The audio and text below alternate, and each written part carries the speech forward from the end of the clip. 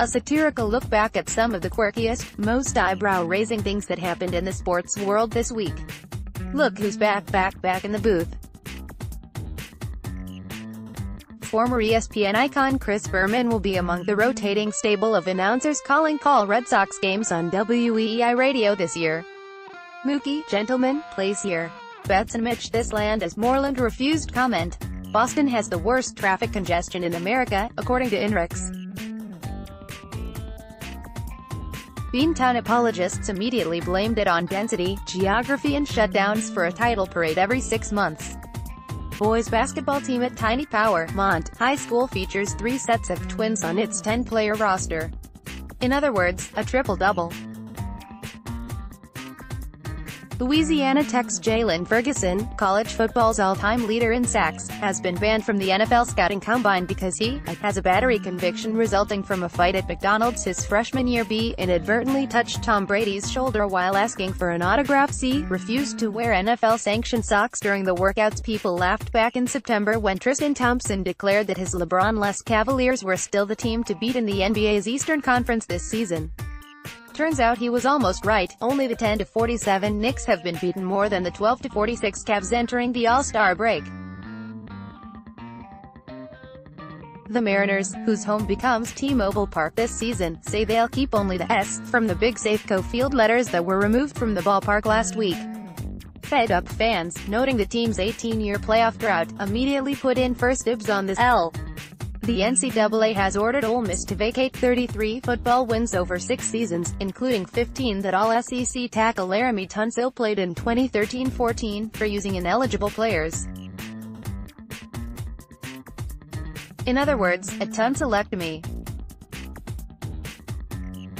Police were called when 2 women, 86 and 79, came to blows over seating arrangements during bingo night at a retirement home in Rideau Lakes, Ontario. Because it was Canada, both returned to action after serving 5 minutes for fighting. The CFL's Toronto Argonauts have signed defensive tackle Corey "Poop" Johnson. Opposing lineman, you can bet, won't be looking out for no. 1. Tight end Rob Gronkowski was clunked in the face by a full beer can thrown by a fan at the Patriots Super Bowl parade. Adding further insult, statisticians tagged him with a drop. A Fox News host claims he hasn't washed his hands in 10 years because germs are not a thing. He's obviously never been introduced to Moises Alou. The Chicago Cubs and conservative network Sinclair Broadcast Group have formed a regional TV network to air all the team's games starting in 2020. In a related story, all Cubs defensive shifts this season will be to the right side only. U.S. Carcassonne, a second-division French rugby team, has an unusual sponsor, a porn site. Season tickets, we assume, arrive in a plain brown wrapper.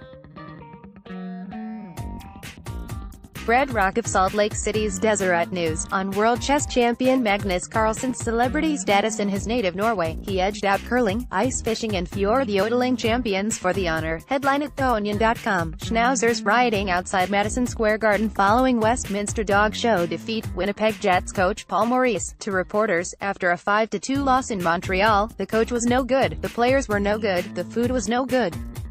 You just hope the plane works. 7-time Cup Series champ Jimmy Johnson will run in this year's Boston Marathon on April 15, NASCAR.com reported. Of course, he plans to pit for new right-side rubber and a splash of Gatorade somewhere around mile 18.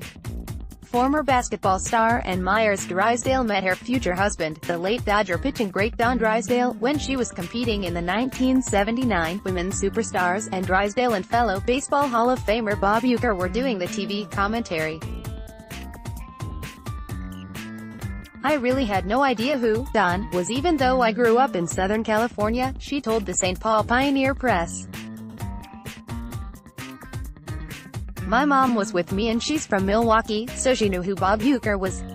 The Oakland Athletics lost $200,000 by signing Kyler Murray if he never returns to baseball. Or as A's bean counters now refer to it, Moneyball. Opponents of Spartanburg SC Day School, the high school that produced Duke basketball phenom Zion Williamson, could be thankful for at least one thing. While the 6'7", 285-pound bruiser played there, the Griffins don't have a football team. Charles Barkley, to ABC's Jimmy Kimmel, on Patriots pretty boy QB Tom Brady, I see why he scores all them touchdowns, because those defenses are looking at his eyes and they get mesmerized.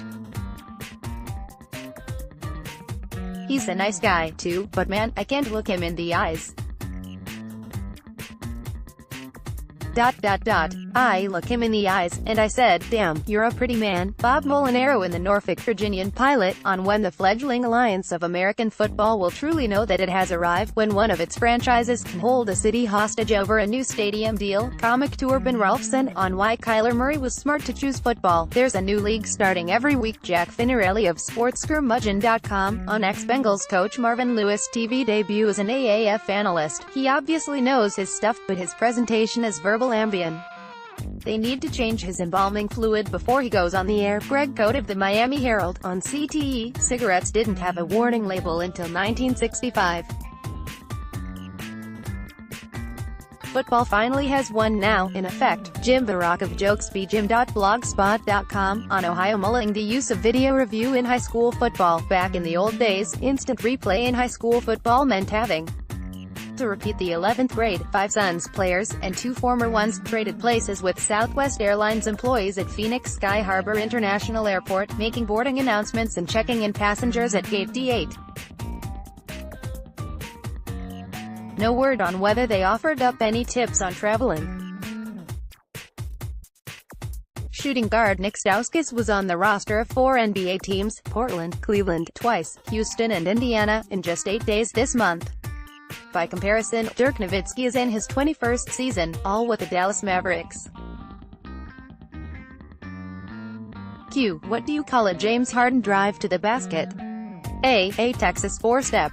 Washington video assistant Jack Gruden, the son of head coach Jay Gruden, was arrested and charged with being drunk in public. Judging by the NFL team's performance the past 2 seasons, court observers say he might have an airtight legal defense.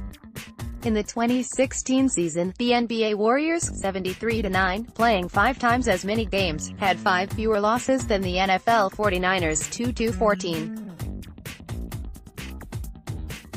Major League Baseball will henceforth refer to its disabled list as the injured list. So what's next? Getting the list sponsored by Hertz.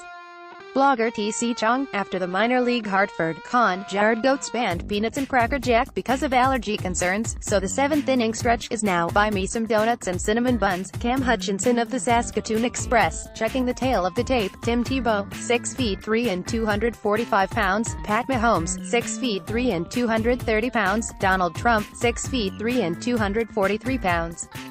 Someone is fibbing. Janice Huff of LeftCoastSportsBabe.com, on no real live NBA games for a week because of the All-Star break, so all basketball fans get a taste of what it's like to root for the Knicks. Ole Miss AD Ross Bjork, to RebelGrove.com, after the Rebels were forced to vacate 33 football wins over 6 seasons, in a way it's just a piece of paper because you saw those games. Bob Molinaro in the Norfolk Virginian Pilot, on Yankees reliever Adam Ottavino wearing 0 this season, the only single-digit jersey number that the team hasn't retired. Maybe future generations of Yankees should consider wearing fractions on their backs. R.J. Curry of SportsGeek.com, on Miami's new tattoo-covered punter, Lewis Headley, he's got more ink than the Hurricanes playbook.